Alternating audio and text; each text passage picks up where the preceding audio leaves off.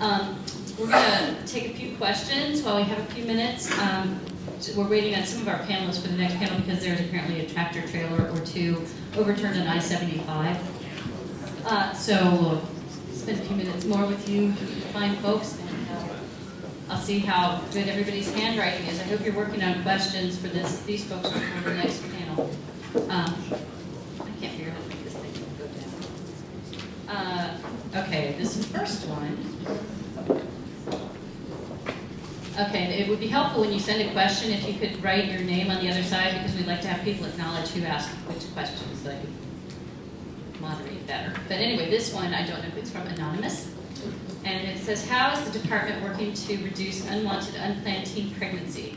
Lower teen unplanned pregnancy, lower abuse, neglect allegations. That's a big question. Okay, yes, and in terms of that first part, working with our teams on decreasing out of wedlock births. At Georgia Defects, we do have a program that's funded through the federal government Administration for Children and Families called PREP. And PREP is the Personal Responsibility Education Program. We're not in all counties at this time. And that program provides sex education training, as well as other trainings related to building self-esteem and all of those kinds of things in an effort to do that. And we're really doing more also to reach out to our teens in foster care around, making better choices, better lifestyle choices. And I think a part of that too we've discussed is promoting more extracurricular activities, particularly for youth who are in foster care, as well as those that we're coming into contact with in other cases before coming into foster care. That the key for teenagers is that they really do need to have a wealth of activities, appropriate activities that they can engage in, particularly supervised activities. So we're looking at more of that, and we do have an after-school program. So we're looking at all the kinds of ways that we can expand on those kinds of things. Great, and just in the interest of time, because we are running a little bit behind schedule, no offense, but we're not going to do follow-ups for this particular part of the thing, just because we're getting squished for time. We could do this, like I said, 7 hours, we'd be here, but we didn't bring lunch, so. This one comes from Ronnie Jones with Prevent Child Abuse Georgia. Where are you, Ronnie? Right there in the blue. Now that Prevent Child Abuse Georgia is reinstating the statewide 1-800-CHILDREN helpline, how do you see it complementing DFAC's new centralized intake number? And I just say hallelujah to that. We are really excited that you all are doing that, because on our end, what we find out that's happening is that some of the screen outs that we get, and then there are some other calls that we receive, that people are really seeking information, which is what the Prevent Child Abuse Georgia's line is really focused around, providing information to people. So we've met with them to really talk about how can we kind of ensure maybe when they receive a call that's really a call about abuse or neglect, that they could do a soft transfer over to us so that we don't have to say to this individual, hang up and dial this number. But it would be good if they could transfer those calls to us. And likewise, on our end, when we receive those informational calls, we can transfer it to them. Because as we look at some of our long hold times on our centralized intake piece, a lot of times it's being tied up with calls that's not related to abuse or neglect. And we do need to free our line so that those calls can come through and we can be much more expeditious. So we are, that's really great for us that they're doing that. Okay, this one comes from Denise Revels, Atlantic Public Schools. Where are you, Denise? Over there. This one says, intake workers have been requesting that school social workers conduct more investigative work on cases being reported. Is the expectation that mandated reporters conduct an investigation with families prior to making reports? If so, where should our investigation end and the department's investigation begin? Okay. In Georgia, Starting last year, we began with this model called the Safety Response System, and we partnered with a couple of national agencies on what kinds of questions do we need to ask at intake in order to get the best information from a reporter. Because in order to really determine whether or not this is a case that should be screened out, do we need investigated, is it family support, or where it should be, we need rich information at the front door. So what reporters have experienced over the past year is a longer set of questions that we've been asking. You know, more questions than we had asked before about particularly the family functioning, and more questions regarding the child. It's not meant to be taken that we're asking you to do anything of an investigative nature, but we really are trying to get as much information from you as possible, because we need to determine, is the child safe right now? Because particularly from a school point of view, we need to know, do we need to have staff go out before the school day ends? Or is it okay for the child to go home? And so we realize that there's a lot more questions that need to be asked. So there is a lengthier intake screening process. Okay, this one is from Tim Sweeney, Georgia Budget and Policy Institute. Where are you, Tim? Over there. Given the multitude of issues on defects plate, new health coverage enrollment. I'm sorry, Tim, I can't read. New health coverage enrollment looks Avenues? something, new income definition for Medicaid. Does it still make sense to house Medicaid eligibility in defects? Did I get it close? Yeah, with new enrollment avenues, new income definitions, yeah. Yay. This is Keith. I think it makes sense for it to be housed in the Department of Human Services. We have offices throughout the state, offices in 159 counties, or at least presence in those 159 counties. And so we are essentially the gateway for eligibility. And so I would see that most of the eligibility, whether it's TANF, child care, food stamps, or Medicaid, come through us, and we're able to take that. Okay, this one is from Ellen Yeager. Ellen, where are you? Back there in the back. Oh, with Mental Health America, Georgia, is that? Many children in the foster care system have a mental illness and are over-medicated. What are you doing to monitor these children and provide mental health treatment? Yes, and as you know, there have been a couple of reports released about that, and that's a national concern.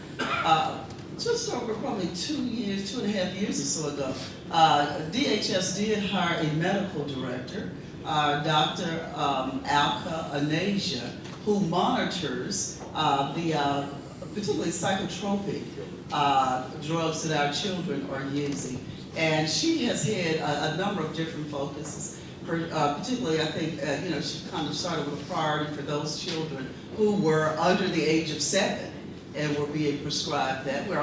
She's also looking at the various classes of meds. And, we have changed the medication or the prescription kind of format that before a child is prescribed meds, we do have an informed consent process in place in which we're really working with the physicians to determine, why is this medication being prescribed?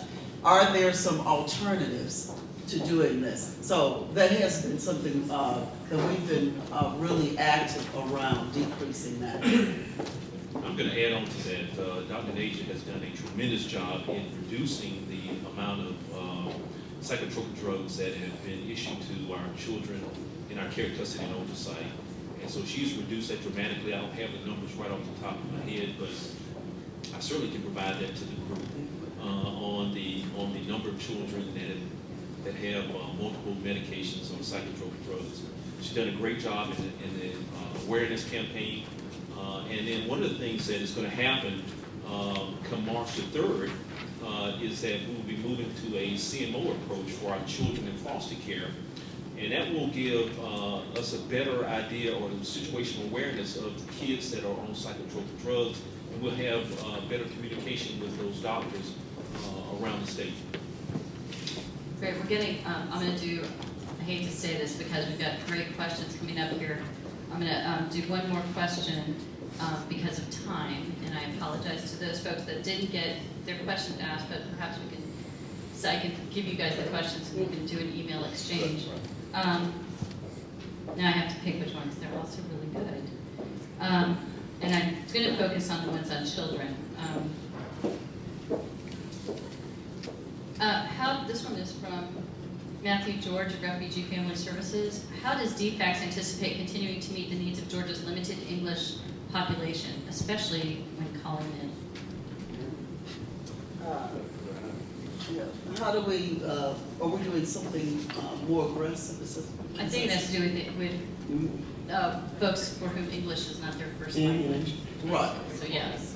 Right, and the reporting, and again, and this is also part of some partnerships that we're making with, particular agencies around how to not only the interpreting or the translations, but what we have, what we know is that sometimes we actually need someone who's not necessarily just fluent in the language, but also fluent in the culture to be able to assist us as we're working with families. Because so often, I think initially, it was more about getting people to translate. And there's a lot still that gets lost in the translation that we found. So we are working across the state and in some key areas where there are, heavy populations of non-English speakers, for individuals who are really kind of grounded in that culture and understand, some of the nuances and are better able to communicate on behalf of that family. Okay, I am going to take moderator's prerogative for this. I said one more question. I'm actually going to ask one more question. Really, it has to be a really quick answer though. This one is from Melinda Pruitt of Fulton County Office of Children and Youth. And this goes to something you and I were talking about before when we were standing by the coffee, dripping coffee that wouldn't stop dripping. How are you supporting staff so that they can stay healthy and well? They have a very difficult job. And with that, I would love for you to talk for just a minute about the sort of demographic of your caseworking staff. Right, yeah, we were having a discussion around that with DFACS. Many of our, particularly frontline workers, our case managers, and even supervisors, that's expected to make real critical decisions are individuals who are fresh out of college. Many of them have not had any kind of experience with children. So it is an overwhelming task many times for people who are like that. And as I said, I started in child welfare when I was like 21, 22. And so I understand that there was so much that I did not know. So we are looking at some additional trainings for them, but also developing, and we've spoken with a couple of different, particularly universities around these kinds of debriefing type processes after tragedies, as well as other wellness type activities. Because you can imagine when something really bad from a death or serious injury, or even when a child comes to us for the first time and there's something horrendous that has happened, those things are internalized by our staff. I mean, there are sleepless nights after you've read some of those, or you've gone out to a home and you saw really bad situations. So we do know that we need to embark on a number of more wellness activities for our staff, and particularly formal debriefing episodes after a tragedy has occurred. Okay, so that was our last question for our DHS DFACS aficionados. Sorry. I just want to say something. One of the things that really tugs at me is the fact that we have children who have died. And one of the things we do within the department that we started about a year and a half ago was to publish a quarterly death report. And that quarterly death report can be found on our website. Any citizen can go to our website and they can pull up that death report. And it actually lists all of the deaths that were reported in that particular quarter, the DFACS or the agency actually touched over the last 4 years. Now, there's a category in there that really bothers me. And it's one that I know that the public and advocates can help us with. And that has to do with this death of co-sleeping. And we have a number of children almost every quarter that die from co-sleeping. And co-sleeping means nothing more than the child is in the bed with a parent or a caretaker, and the pillow rolls on the child, or the child is suffocated by the parent or caretaker, a needless death. Tragic. And so one of the things that I would like, and I would encourage you all to do, is look at that death report. If we can get the word out, because this is a partnership. I see this as a partnership. There's no way in the world, I keep saying this over and over, there's no way that agency can do this by ourselves. So we are relying and we are counting on advocates such as yourself and others in the community to help us with this, and help us educate our citizens so they understand and can take some proactive measures in protecting their own children. Thank you so much. Let's give a round of applause.